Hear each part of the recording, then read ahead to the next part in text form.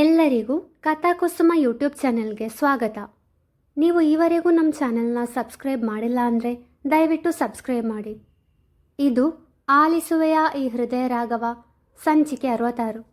ಸರಸ್ವತಿಯವರು ಅಂಗಳದಲ್ಲಿ ಶತಪಥ ನಡೆಯುತ್ತಾ ಗೇಟಿನ ಕಡೆಗೆ ಆಗೊಮ್ಮೆ ಈಗೊಮ್ಮೆ ಕಣ್ಣು ಹಾಯಿಸುತ್ತಿದ್ದರು. ಅಮ್ಮೋರೆ, ನೀವು ಈ ರೀತಿ ನಡೆದರೆ ನಿಮ್ಮ ಕಾಲು ನೋಯುತ್ತೆ, ಒಳಗಡೆ ಬಂದು ಕೂತ್ಕೊಳ್ಳಿ ಅಮ್ಮೋರೆ ಎಂದು ಕಾಳಜಿಯಿಂದ ಹೇಳಿದರು ಕಮಲಮ್ಮ. ನನಗೇನೋ ಸರ್ಪ್ರೈಸ್ ಇದೆ ಅಂದ ಹಿತ್. ಅದಕ್ಕೆ ಅವನು ಬರೋ ದಾರಿನ ನೋಡ್ತಿದ್ದೇನೆ ಕಮಲಮ್ಮ, ಅವನಿನ್ನೇನು ಬಂದ್ಬಿಡ್ತಾನೆ ಎನ್ನುವಷ್ಟರಲ್ಲಿ ಮನೆಯ ಗೇಟು ದಾಟಿ ಕಾರೊಳಗೆ ಬಂತು. ಅಮ್ಮೋರೇ, ಹಿತ್ತಪ್ಪ ಬಂದರು ಅನಿಸುತ್ತೆ ಎಂದರು ಕಮಲಮ್ಮ. ಅವರ ಮಾತಿಗೆ ಮುಗುಳ್ನಕ್ಕವರು ಹೌದು ಕಮಲಮ್ಮ ಎಂದವರೇ ಅವನ ಕಾರಿನ ಬಳಿಗೆ ಹೋದರು. ಕಾರಿನಿಂದ ಇಳಿದವ ಹಿಂದಿನ ಸೀಟಿನ ಬಾಗಿಲು ತೆರೆದ. ಮೃದುಲಾರವರು ಕಾರಿನಿಂದ ಇಳಿದರು.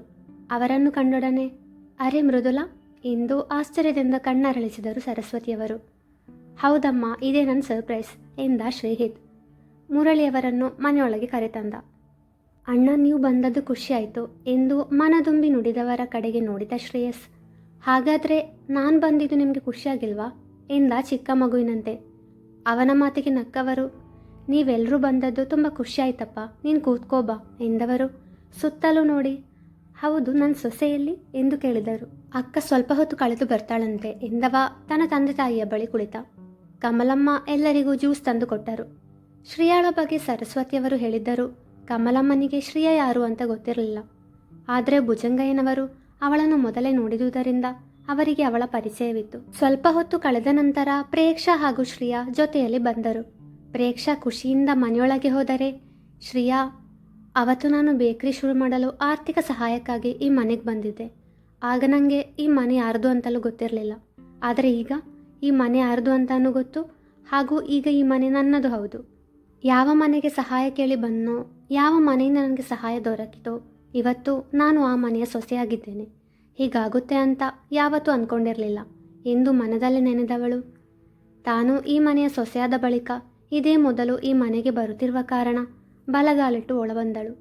ಅದೇ ವೇಳೆಗೆ ಅಲ್ಲಿಗೆ ಬಂದ ಸರಸ್ವತಿಯವರಿಗೆ ಅವಳು ಬಲಗಾಲಿಟ್ಟು ಒಳಬಂದದ್ದು ಮನಸ್ಸಿಗೆ ಮುದ ನೀಡಿತ್ತು. ತನ್ನ ಮಗನ ಮನ ಬೆಳಗುವಾಕೆ ಬಲಗಾಲಿಟ್ಟು ಒಳಬಂದಳು. ಈ ಮನೆಯ ಮಹಾಲಕ್ಷ್ಮಿ ಮನೆಯೊಳಗೆ ಬಂದಳು. ಇನ್ನೂ ಎಲ್ಲ ಒಳ್ಳೆಯದೇ ಆಗುವುದು ಎಂದು ಅವರ ಮನ ನುಡಿಯಿತು. ಆದರೆ ಕೆಟ್ಟದ್ದು ಮಾಡಲು ದುಷ್ಟರು ಮಾಡುವ ಸಂಚಿನ ಅರಿವು ಅವರಿಗಾಗಲೇ ಇಲ್ಲ. ಶ್ರೇಯಾ, ಬಾರಮ್ಮ ಒಳಗೆ ಎಂದವರು ಅವಳ ಕೈ ನೋಡಿ ಇದೇನಮ್ಮ, ಏನು ತಂದಿದ್ಯಾ ಎಂದರು. ಅದು ಎಂದವಳು ಶ್ರೀಹಿತ್ನ ಅರಸಿದಳು. ಅದೇ ವೇಳೆಗೆ ಬಂದವನ ಕೈಯಲ್ಲಿ ಕೇಕ್ ಬಾಕ್ಸ್ ಇಟ್ಟವಳು. ಅದು ಅತ್ತೆ ಕೇಕ್ ಎಂದವಳು. ಬನ್ನಿ ಕೇಕ್ ಕಟ್ ಮಾಡುವ ಎಂದಳು. ಸರಿ ಎಂದವರು ಕೇಕ್ ಕಟ್ ಮಾಡಲು ಮುಂದಾದರು. ಎಲ್ಲರೂ ಅವರಿಗೆ ಜನ್ಮದಿನದ ಶುಭಾಶಯಗಳನ್ನು ಹಾಡುತ್ತಾ ತಿಳಿಸಿದರೆ ಅವರು ಕೇಕ್ ಕಟ್ ಮಾಡಿ ತನ್ನ ಮಗ ಹಾಗೂ ಸೊಸೆಗೆ ತಿನ್ನಿಸಿದರು. ಅಮ್ಮ, ಇದು ಮೋಸ, ಮೊದಲು ನನಗೆ ತಿನ್ನಿಸಬೇಕಿತ್ತು ಎಂದಳು ಪ್ರೇಕ್ಷಾ ಮೂತಿ ಉದ್ದ ಮಾಡಿ. ಅವಳ ಕೋಪ ಶಮನ ಮಾಡಲು ದೊಡ್ಡ ಕೇಕ್ ತುಂಡನ್ನು ಅವಳಿಗೆ ತಿನ್ನಿಸಿದಾಗ ತುಟಿ ಅರಳಿಸಿದಳು. ತದನಂತರ ಎಲ್ಲರಿಗೂ ಕೇಕ್ ನೀಡಿದರು. ಕಮಲಮ್ಮ ಶ್ರೇಯಾಳನ್ನು ನೋಡಿ ನಾನಿವರನ್ನು ಎಲ್ಲ ನೋಡಿದ್ದೀನಲ್ಲ, ಆದರೆ ಎಲ್ಲಿ ಎಂದು ತಲೆ ಕೆರೆದುಕೊಳ್ಳುತ್ತಾ ಪ್ರೇಕ್ಷಾಳ ಬಳಿ ಕೇಳಿದಾಗ ಪ್ರೇಕ್ಷಾ ಸ್ವಲ್ಪ ಹೊತ್ತು ಯೋಚಿಸಿದವಳು ಹಾಂ ಕಮಲಮ್ಮ, ಅವತ್ತು ನೀನು ಬೇಕರಿಗೆ ಬಂದಿದ್ಯಲ್ಲ, ಆಗ ಶ್ರೀ ನನ್ನ ಜೊತೆ ಇದ್ಲು. ಶ್ರೀ ಆ ಬೇಕರಿ ಓನರ್ ಎಂದಳು ನಗುತ್ತಾ. ಹೌದಾ ಎಂದು ರಾಗ ಎಳೆದವಳೆ ಶ್ರೇಯಾಳ ಬಳಿಗೆ ಹೋಗಿ ತುಂಬ ಮುದ್ದಾಗಿದೆಯಮ್ಮ ಎಂದು ನೆಟಿಕೆ ಮುರಿದು ದೃಷ್ಟಿ ತೆಗೆದಳು. ಶ್ರೇಯಾ ಸುಮ್ಮನೆ ಮುಗುಳ್ನಕ್ಕಳಷ್ಟೆ. ಮೃದುಲಾರವರು ತಾವು ತಂದ ಉಡುಗೊರೆಯನ್ನು ಸರಸ್ವತಿಯವರಿಗೆ ನೀಡಿದರು. ತದನಂತರ ಪ್ರೇಕ್ಷಾ ಕೂಡ ತಾನು ತಂದಿದ್ದ ಉಡುಗೊರೆಯನ್ನು ನೀಡಿದಳು. ಶ್ರೇಯಾಳ ಉಡುಗೊರೆಯಂತೂ ಸರಸ್ವತಿಯವರ ಮನ ಮುಟ್ಟಿತು. ಅವರಿಗೆ ತುಂಬ ಅಂದರೆ ತುಂಬ ಇಷ್ಟವಾಯಿತು. ಅರೆ, ಬ್ರಹ್ಮಕಮಲದ ಗಿಡ ನಂಗೆ ತುಂಬ ಇಷ್ಟ, ಥ್ಯಾಂಕ್ ಯು ಕಂದ ಎಂದು ಖುಷಿಯಿಂದ ನುಡಿದರು ಸರಸ್ವತಿಯವರು. ತನ್ನ ತಾಯಿಯ ಖುಷಿ ಕಂಡವ ಕಣ್ಣಲ್ಲೇ ಅವಳಿಗೆ ಧನ್ಯವಾದ ತಿಳಿಸಿದ. ಎಲ್ಲರೂ ಒಟ್ಟಿಗೆ ಕುಳಿತು ಹರಡುತ್ತಿದ್ದರು. ಪ್ರೇಕ್ಷಾ, ಅಣ್ಣ ನಿನ್ನನ್ನು ಕರೀತಿದ್ದಾನೆ, ಏನೋ ಇಂಪಾರ್ಟೆಂಟ್ ವಿಷಯ ಮಾತಾಡಬೇಕಂತೆ, ಗಾರ್ಡನ್ನಲ್ಲಿದ್ದಾನೆ, ಬೇಗ ಹೋಗು ಎಂದು ಪೆಸುಗುಟ್ಟಿದವಳ ಮುಖದಲ್ಲಿ ಕಂಡು ಕಾಣದಂತಹ ಪುಟ್ಟ ತುಂಟನಗೆ ಇತ್ತು. ಶ್ರೇಯಾ ಏನೋ ಹೇಳುವವಳಿದ್ದಳು. ಅಷ್ಟರಲ್ಲಿ ಅವಳ ಮಾತನ್ನು ತಡೆದ ಪ್ರೇಕ್ಷಾ, ಪ್ಲೀಸ್ ಶ್ರೀ, ಅವ ನಿನ್ನ ಗಂಡ, ಜಾಸ್ತಿ ಸತಾಯಿಸದೆ ಹೋಗಿ ಮಾತಾಡು ಎಂದಳು ಗಂಭೀರವಾಗಿ. ಮರು ಮಾತನಾಡದೆ ಹೂದೋಟದತ್ತ ನಡೆದಳು ಶ್ರೇಯಾ. ಅವನು ಅದಾಗಲೇ ಅವಳಿಗಾಗಿ ಕಾಯುತ್ತಾ ಕುಳಿತಿದ್ದ. ಅವನ ಬಳಿ ಹೋದವಳೆ ಹಿತ್ ಎಂದಳು ಮೃದುವಾಗಿ. ಅವಳ ಕರೆಗೆ ತಲೆ ಎತ್ತಿ ಅವಳ ಕಡೆಗೆ ನೋಡಿದ. ಇಬ್ಬರ ಕಣ್ಣುಗಳು ಕ್ಷಣಕಾಲ ಸಂಧಿಸಿ ದೂರವಾದವು. ಆ ಕಣ್ಗಳಲ್ಲಿ ಎಂದಿಗೂ ಬತ್ತದ ಒಲವಿನ ಮಹಾಪೂರವೇ ಹರಿದಿತ್ತು. ಇಬ್ಬರಿಗೂ ಪರಸ್ಪರ ಪ್ರೀತಿಯಾಗಿದೆ ಎಂಬ ಅರಿವು ಯಾವಾಗಲೋ ಇತ್ತು. ಆದರೆ ಅವರಿಗೆ ತಿಳಿಯದಂತಹ ನೂರಾರು ಅಡೆತಡೆಗಳು ಅವರ ಜೀವನದಲ್ಲಿ ಒಂದರ ಹಿಂದೆ ಒಂದರಂತೆ ಬೆನ್ನಟ್ಟಿ ಬರುತ್ತಿದ್ದವು. ಎಷ್ಟೆಲ್ಲ ಬದಲಾದರೂ ಅವರಿಬ್ಬರ ಮನಸ್ಸಿನಲ್ಲಿರುವ ಪ್ರೀತಿ ಮಾತ್ರ ಬದಲಾಗಿರಲಿಲ್ಲ. ನೋಟ ಬದಲಾಯಿಸಿದವಳು, ಅದು ನಿನಗೆ ನನ್ನ ಹತ್ರ ಏನೋ ಇಂಪಾರ್ಟೆಂಟ್ ವಿಷಯ ಮಾತಾಡೋದಿದೆಯಂತೆ ಪ್ರೇಕ್ಷಾ ಹೇಳಿದ್ಲು ಎಂದು ತಲೆ ತಗ್ಗಿಸಿದಳು. ಹೌದು, ಬಾ ಕೂತ್ಕೋ ಎಂದ.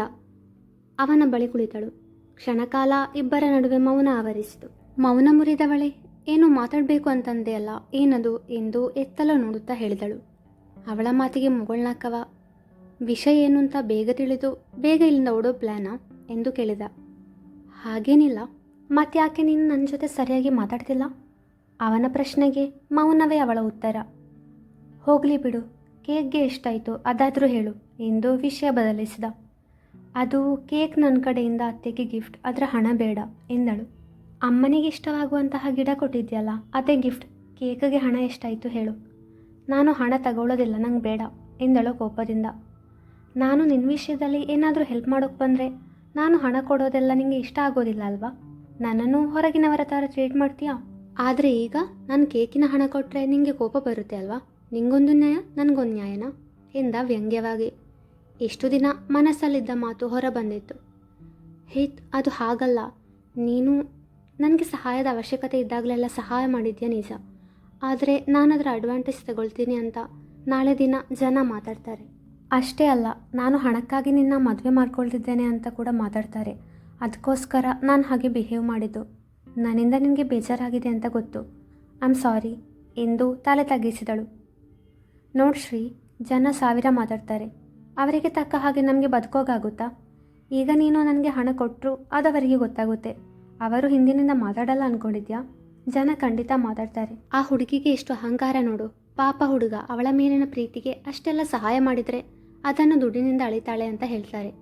ಎಲುಬಿಲ್ಲದ ನಾಲ್ಗೆ, ಯಾವ ಥರ ಬೇಕಾದರೂ ಮಾತಾಡುತ್ತೆ. ನೀನು ಅದಕ್ಕೆಲ್ಲ ತಲೆ ಕೆಡಿಸ್ಕೋಬೇಡ ಎಂದ. ಸರಿ, ಆದರೆ ಅಪ್ಪನ ಟ್ರೀಟ್ಮೆಂಟ್ ಖರ್ಚು ನಾನೇ ನೋಡ್ಕೊಳ್ತೇನೆ. ಅದಕ್ಕೆ ನೀನು ಒಪ್ಪಲೇಬೇಕು. ಸರಿ ಹಿತ್, ನಮ್ಮ ಮದುವೆಗೂ ಮೊದಲು ನಿನ್ನ ಹತ್ರ ಒಂದು ಇಂಪಾರ್ಟೆಂಟ್ ವಿಷಯ ಮಾತಾಡಬೇಕು ಅಂತಿದ್ದೆ. ಆದರೆ ಈಗಾಗಲೇ ನೀನು ನನಗೆ ತಾಳೆ ಕಟ್ಬಿಟ್ಟೆ. ನಮ್ಮಿಬ್ಬರ ಹೊಸ ಜೀವನ ಇನ್ನೂ ಶುರುವಾಗಿಲ್ಲ.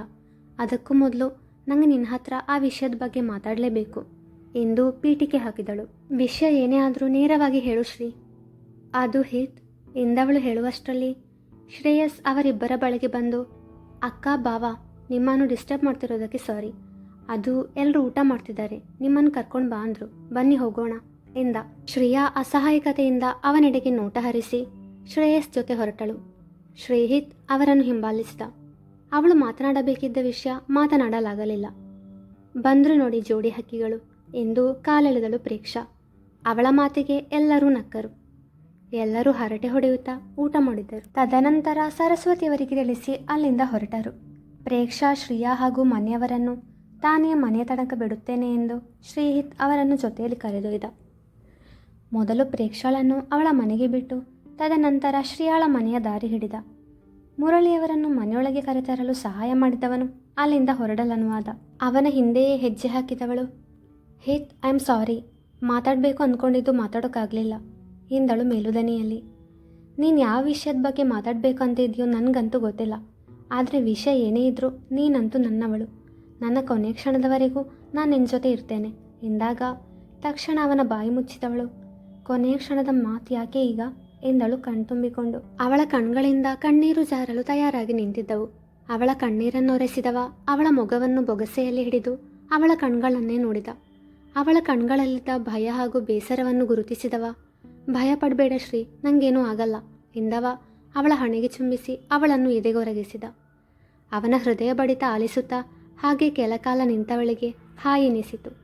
ಅವನಿಂದ ಸರಿದು ನಿಂತವಳು, ಅತ್ತೆ ಕಾಯ್ತಾ ಇರ್ತಾರೆ ಹಿತ್, ನೀನು ಹೋಗ್ಬಾ ಎಂದಳು. ಸರಿ ಎಂದವ ಅಲ್ಲಿಂದ ತನ್ನ ಮನೆಯ ಕಡೆಗೆ ಸ್ಟಿಯರಿಂಗ್ ತಿರುಗಿಸಿದ. ಅವನು ಹೋದ ದಿಕ್ಕನ್ನೇ ನೋಡುತ್ತಾ, ಹಿತ್, ನಿನ್ನ ಹೆಸರು ಎಷ್ಟು ಹಿತವಾಗಿದೆ. ನಿನ್ನ ಹಾಗೆ ಇರೋಕೆ ನಿನಗೆ ಮಾತ್ರ ಸಾಧ್ಯ ಹಿತ್. ನಿನಗೆ ನನ್ನ ಮೇಲೆ ಅದೆಷ್ಟು ಪ್ರೀತಿ, ನಿನ್ನ ಕಾಳಜಿಗೆ, ನಿನ್ನ ಪ್ರೀತಿಯ ಪರಿಗೆ ಪ್ರತಿ ಸಾರಿ ಸೋತು ಹೋಗ್ತಿದ್ದೇನೆ. ನನ್ನ ಜೀವನದಲ್ಲಿ ಏನೇನೋ ನಡೆದು ಹೋಯಿತು. ನಮ್ಮಿಬ್ಬರ ಜೀವನದಲ್ಲಿ ಅದೆಷ್ಟೋ ಬದಲಾವಣೆಗಳಾದವು.